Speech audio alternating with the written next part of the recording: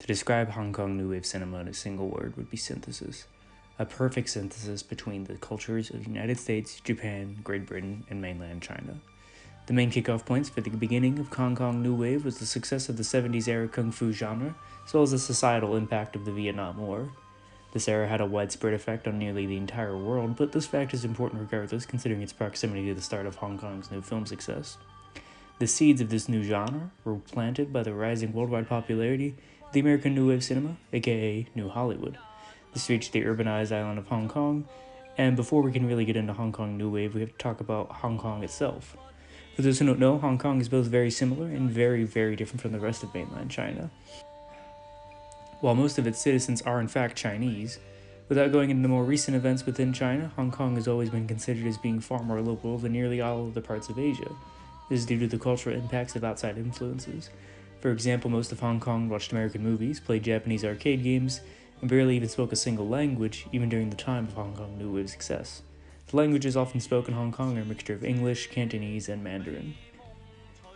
Another example would be the Japanese arcade company SNK and their King of Fighters series, actually having an impact on Hong Kong fashion style at the time. Hong Kong doesn't even have the same government or currency as mainland China. This is because for a century and a half, Great Britain had control of the land now known as Hong Kong. It was common for many Chinese citizens to make home in this colonized land so that they may make a better living at the time. This started off the city with an already different cultural platform. So now that we know the basics of what Hong Kong is in a broad sense, what is Hong Kong New Wave? Hong Kong New Wave was a film movement that explored more creative freedom than Hong Kong films previously had. This was due to the inspiration and popularization of new Hollywood films which explored darker themes with higher amounts of allowed violence and creative freedom.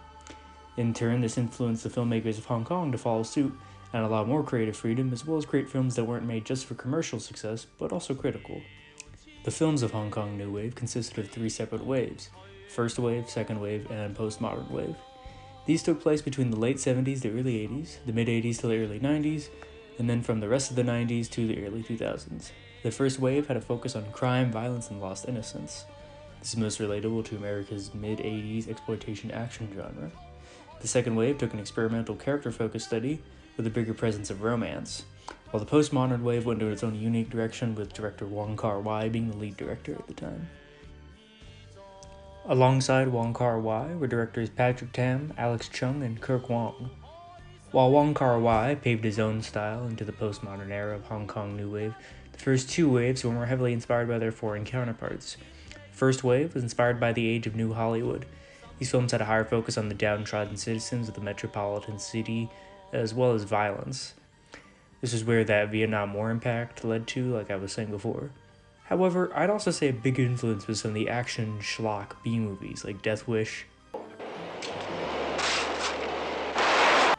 and Escape from New York that were coming out of America at the time.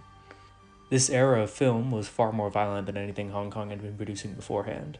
Another major influence in stylistic editing and cinematography were the films coming out of Japan at the time.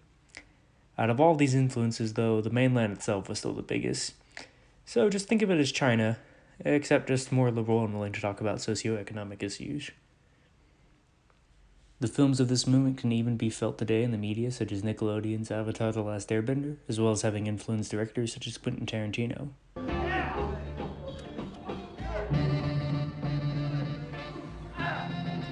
It's ironic that Hong Kong New Wave is birthed by the combination of aspects from other cultures, or in other words, by ripping off the ideas of more successful films, because in the end, it defined Hong Kong as its own identity, as something greater than the sum of its parts.